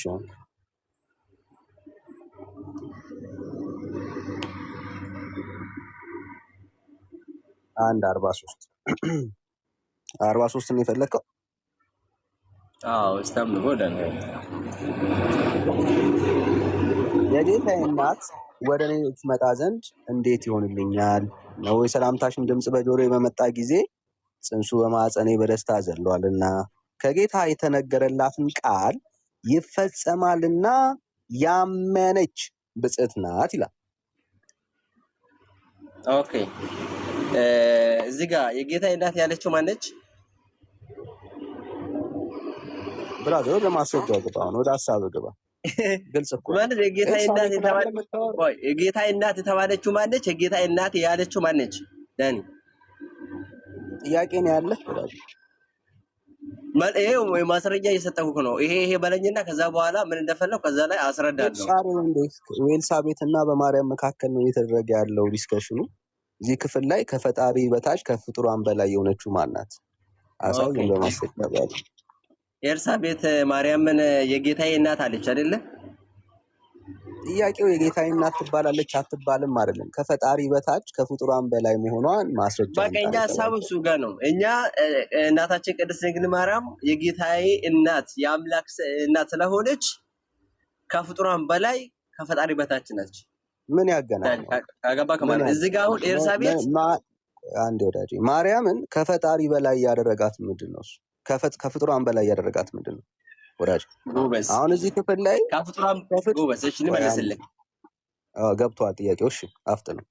እሺ ከፍጡራን በላይ ያደረጋት ምንድን ነው አልከኝ? እሱ አምላክ መውለዷን አይደለም። አምላክ በድንግልና ጸንታ በድንግልና መውለዷን ከፍጡራን በላይ ያደረጋታል። ማስረጃ አንተ ይሄው የጌታዬ እናት የተባለችው መጽሐፍ ቅዱስ ላይ እሷ ነች ወዳጄ። ይሄ እኮ ታዲያ የጌታ እናት መሆኗን ነው እንጂ የተናገረው ከፈጣሪ በላይ ናት አላለም። ከፍጡራን በላይ ናት አላለም። ከፈጣሪ በታች ናት አላለም። ኦኬ እያወራን ያለነው ማርያም ከፍጡራን በላይ ስለመሆኗ የቤተ ክርስቲያንን ቅዠት በማስረጃ አሳየን ነው የሚለው። የጌታ እናት መሆኗን አዎ እኛም እንመሰክራለን። እዚሁ ክፍል ላይ በእምነቷ የተነሳ ብፅዕና እንደተሰጣትም እናያለን። አዎ እኛም ዛሬም ድረስ የማርያምን ብፅዕና እንመሰክራለን። ምክንያቱም የተነገረላትን ቃል ያመነች እናት ናት። አየህ፣ በእምነቷ ምክንያት ብፅዕት ተብላለች። ምንም ጥያቄ የለውም። ይሄ ሀሳብ ግን ማርያም ከፈጣሪ በታች ከፍጡራን በላይ ናት፣ ሌላ ፍጡር ናት የሚያሰኝ ነገር ግን አንዳች ነገር የለውም። ከፈጣሪ በታች ከፍጡራን በላይ ነችም ተብሎ የተመሰከረላት የተነገረላት የተለየ ለማርያም የተሰጠ ሀሳብም የለም በእግዚአብሔር ቃል ውስጥ። የራስን ግምት ነው እያወራ ያለው። ለዚህ ነው እናንተ ናችሁ እንጂ የምትሏት ማርያምን መጽሐፍ ቅዱስ ከፈጣሪ በታች ከፍጡራን በላይ አድርጓት አያውቅም። ኦርቶዶክስ እና ያው ቅዠቷ ነው፣ የኦርቶዶክስ ቅዠት ነው እንጂ መጽሐፍ ቅዱስ ውስጥ የለም ይሄ ሀሳብ። ለዚህ ነው ይህንን ቃል አንብበ እኛ አልናት ትለናል። አዎ እናንተ ናችሁ ያላችኋት፣ መጽሐፉ ግን አይላትም። ይሄ ማስረጃ ማምጣት ያቃተ ለዛ ነው። መጽሐፉ አይላትም። እደግምልሃለሁ፣ የእግዚአብሔር ቃል አንድም ቦታ ላይ ማርያም ከፍጡራን በላይ ከፈጣሪ በታች ናት አይልም። እንደዚህ አይነት ሀሳብም የለው። ኦርቶዶክስ ናት የምትለው። አሁንም ሌላ ማስረጃ ካለ ጠብቃለሁ። እሺ እኔ አንተ እንዳወራ ከኔን ስማኛው። እኛ ኦርቶዶክሳዊ የሆነን ቅድስት ድንግል ማርያምን ከፈጣሪ በታች ከፍጡራን በላይ የምንለው ከሰው መለያት ምንድነው? ፈጣሪ ስለወለደች የአምላክ እናት ስለሆነች መጽሐፍ ቅዱስ ላይ ከዚህ በኋላም ከዚህ በፊትም አምላክ የተወለደባት ንጽሕት ቅድስት የሆነች እናታችን ቅድስት ድንግል ማርያም ናት። ክብሯ ይሄ ነው። አምላክ መውለዷ ከፍጡራን በላይ ያረጋታል። ትውልድ ሁሉ ብፅዕት ይሉኛል ያለችው እሷ ነች። ስለዚህ ይሄ ማለት ምንድነው? ያመሰግኑኛል፣ ትውልዱ ያመሰግኑኛል ያለችው እናታችን ቅድስት ድንግል ማርያም ናት። ዳኒ እኛ ሰው በመሆና ሰው በመሆና የአዳም ዘር በመሆና እኛ ትበልጣለች ሳይሆን እሷም ሰው ነች፣ እኛም ሰው ነን። ግን ክብሯ ከኛ ይለያል፣ ከፈጣሪ ከፍጡራን ይለያል ክብሯ። ምክንያቱም አምላክ ስለወለደች በድንግልና ጸንሳ በድንግልና ስለወለደች ይሄ ከፍጡራን በላይ ያረጋታል። ቅድም ኤርሚስ እንዳልከው እያወራ ያለው ግምት ነው። ቆይ ማስረጃ ላመጣልህ ነው። ቆይ ቅድም ኤርሚ አንድ ወዳጅ አንድ ስታወራ ስለሰማው ግምት ነው አሁን የምታወራው። እኛ እያልክ ነው የምታወራው። አዎ እናንተ ናችሁ ያላችሁት፣ እኛም እያልን እኮ ያለነው እሱን ነው። መጽሐፍ ቅዱስ ግን አይላትም ነው እያልን ያለነው። ኦርቶዶክስ አዎ ልትቃዥ ትችላለች፣ ቤተክርስቲያን እንደዚህ ልታወራ ትችላለች። የእግዚአብሔር ቃል ግን አይላትም። ጌታችን ኢየሱስ ክርስቶስን አንዴ ወዳጅ ጌታችን ኢየሱስ ክርስቶስ ከድንግል ማርያም ነው የተወለደው፣ ምንም ጥያቄ የለውም። አዎ ከማርያም ነው የተወለደው። የጌታ እናት ናት። አዎ ምንም ጥያቄ የለውም። ይሄ ግን ማርያምን ከፍጡራን በላይ አያደርጋትም። ኖርማል ፍጡር ናት። ምንም የተለየ ነገር የለም በማርያም ህይወት ውስጥ። አለ የምትል ከሆነ ጥቅስ ጥቀስና አሳየን። እስካሁን ድረስ የሆነ ጥቅስ ጠቅሰ የማይገናኝ ሐሳብና ዶክትሪን ነው የምትመሰርተው። ሉቃስ 1 ምዕራፍ 43 አነበብኩ ቅድም 44 እስታም ይብዳኒ ቁጥር 44 እስታም ቢምስቲ ነው የሰላምታሽን ድምጽ በጆሮዬ አንብበዋል። ሲጠፋው እነሱ ኦኬ እሺ ትውልዱ ብፅዕት ይሉኛል ያለችው ሚዩት አድርግ። እዚህ የምታዩ ሰዎች በሙሉ ኦርቶዶክሳውያኑ በጨለማው ዓለም ምን ያህል የውስጥ አይናቸው ብቻ አይደለም የስጋ አይናቸው ሁሉ እንኳን ጭምር እንዴት እንደታወረ መጥተው አይታችሁ ከሆነ አንብቡልን ነው የሚሉት። እነሱ አያነቡም። መጽሐፍ ቅዱስ ማንበብ እንዳታነቡ ተብለው የተረገሙ ይመስል ማለት ነው። እንዳታነቡ ተብለው የተወገዙ ይመስል አንብቡ ነው ብሎ የሚሉት ቁጭ ብለው ማለት ነው። ቀደም 43ኛውን አንብብልኝ ብሎ ሲለው እስከ ቁጥር 46 ድረስ ነው ወንድምነት፣ እስከ 45 ድረስ ነው ወንድምነት ያነበበለት። የምትመልሰው ስታጣ መልሰህ እንደገና አንብብልኝ አትበለው። 43ን አንብብልኝ ስትለው እስከ 46 ነው ያነበበልህ። ስለዚህ መልስ የለህም ማለት ነው። ለአንተ በየደቂቃው ምንም እንኳን የአምላካችን የእግዚአብሔርን ቃል ማንበብ እኛ ብንወድም ልማዳችን እንደሆነ ብናውቅም ለአንተ ደጋግሞ ማንበቡ ለተጠየቀው ጥያቄ መልስ አጥጋቢ መልስ ልታመጣ አልቻልክም ማለት ነው። ካለ ግን አንድ የተነቦላል በተነበበልህ ቁጥር እንኳን 43 ላይ እንኳን ራሱ ሊያስረዳልህ አልቻለም። ስለዚህ አሁን የምትለው ነገር ካለ በለው እንጂ በየደቂቃው ይሄን አንብቡልኝ ይሄን አታንብቡልኝ ብለህ አትልም። ካነበብክ ራስህ አንብበው እዛ። ካልሆነ ግን አንድ የተነቦልሃል መልሱን ፈጠን አድርገህ ንገረን። እሺ ኤርሚ አመሰግናለሁ። አንደኛ አንተ ቅድም የተሳሳትከው ነገር ስላለ ሉቃስ ወንጌል ምዕራፍ 47 ቁጥር 48 ላይ ያነበብኩ እሱ ስህተት ስላለ አንደኛ እሱ ልንገር ብዬ ነው እኔ። ሁለተኛ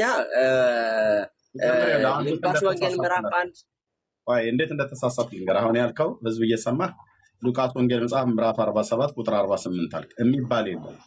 ሉቃስ ወንጌል ምዕራፍ 47 ምዕራፍ የለውም፣ 24 ምዕራፍ ነው ያለው። ቅድም ያነበብኩ ሶሪ ምዕራፍ ከተሳሳትኩ ከዳኒ ጋር ጨርሱ። ቴንክ ዩ ከዳኒ ጋር ጨርሱ። ቴንክ ዩ ወንድምነት ከጨርሱ ይቀጥላል።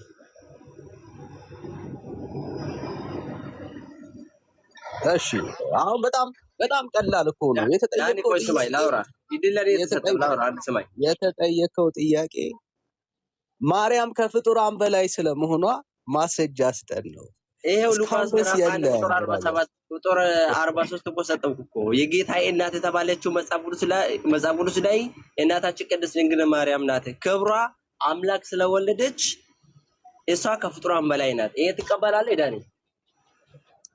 ወዳጄ መጽሐፉ አይልማ ከፍጡራን በላይ ናት አይልም መጽሐፉ። እንኳን አይደለም ማርያም ቀርቶ ጌታችን ኢየሱስ ክርስቶስ ራሱ ፍጹም ሰው ነው የሆነው። ምን ማለት ነው? ፍጡር የሆነ ሰው ሊትራሊ ፍጹም ሰው ፍጹም አምላክ ነው ጌታችን ኢየሱስ ክርስቶስ። ብራዘር እንኳን አይደለም ከፍጡራን በላይ የሆነ አዲስ ፍጥረት ሊገኝ ቀርቶ ማለት ነው። እሱ ላይ ያወራን አይደለም እኛ በክብሯ ነው እኛ ቅድስት ድንግል ማርያምን በክብሯ ከፍጡራን በላይ ነች የምንለው በክብሯ ነው። በክብር የሚባል ጉዳይ የለም ብራዘር። ፍጡር ነው ወዳጄ። ፍጡር ስለ ፍጡር ነው የምታወራው። ሌላ የተለየ ነገር ካለ አሁን ማስረጃ ማቅረብ ያለብህ አንተ ነህ። አየህ ጌታችን ኢየሱስ ክርስቶስ ራሱ ፍጹም ሰው ነው፣ ፍጹም አምላክ ነው ብለን አለ የምንቀበለው። ማርያም ፍጹም ከሰውነት ወደ አምላክነት የምትለወጥበት ምንም ምክንያት የለም። ወደ ከፈጣሪነት የምትጠጋጋበት ምንም ነገር የለም። እንደዛ አንተ እያልክን ያለው ስለዚህ የሉቃስ ወንጌል ምዕራፍ 1 ቁጥር 43ን የጌታ እናት የተባለችው እናታችን ቅድስት ድንግል ማርያም መሆኑን አምናን አይደለ? መጽሐፉ እኮ ነው የሚናገረው። መጽሐፉ የሚናገረውን ነገር የምናምን ክርስቲያኖች ነን ብራዘር። እኛ አሁን ማመን ያቃተንን ላሳየ። ማመን ያቃተን ማርያም ከፈጣሪ በታች ከፍጡራን በላይ ናት የሚለውን ንግግራችሁን ማመን ያቃተን። ለሱ ማስረጃ ግን የለን። የጌታችን እናት ናት። አዎ ምንም ጥያቄ የለውም። የጌታችን እናት መሆኗ ግን ከፈጣሪ በታችና ከፍጡራን ሁሉ በላይ አላደረጋትም።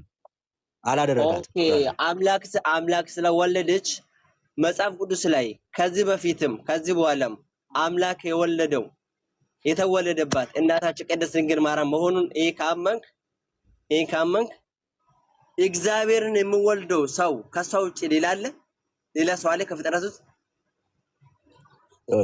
ጌታችን ሊወለድ የሚችለው ከአንዲት እናት ነው።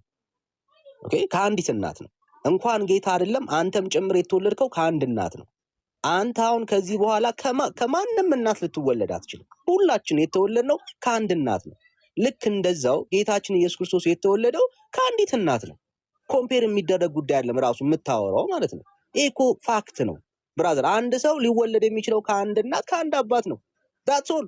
ከዛ ውጪ ከማንም ጋር ሊወለድ የሚችለው አካል የለም። እኔ ደግሜ ከሌላ እናት አልወለድም። ሁላችን የተወለድነው ከማን ነው? ከአንዲት እናት። ያቺ አንዷ እናት ማን ሆነች?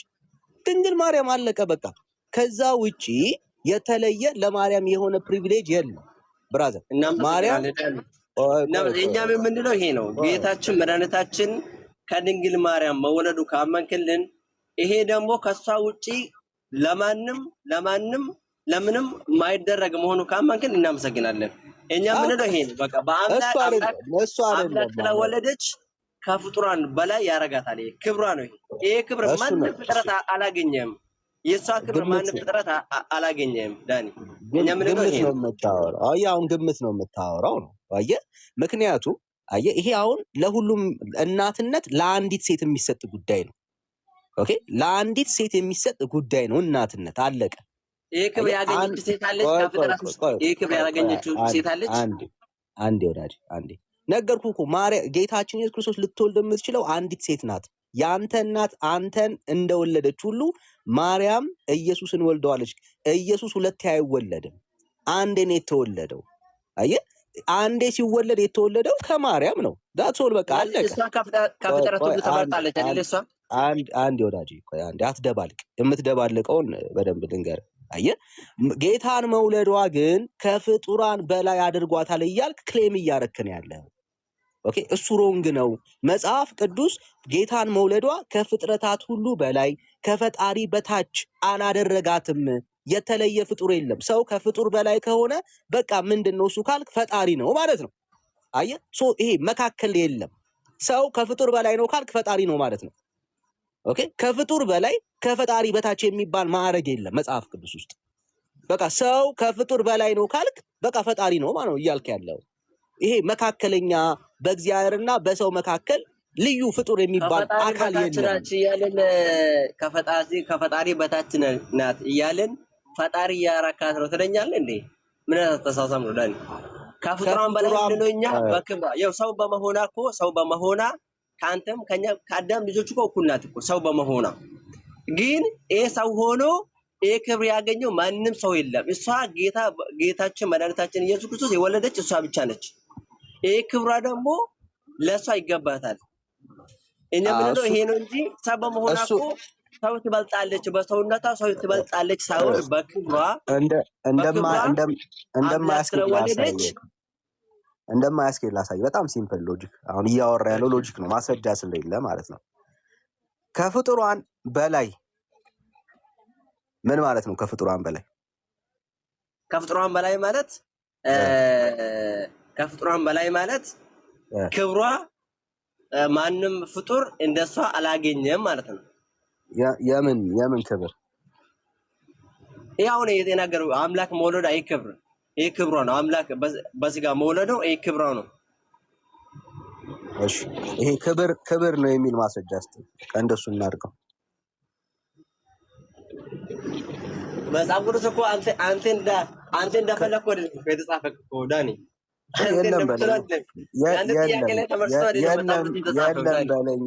የለም በለኝ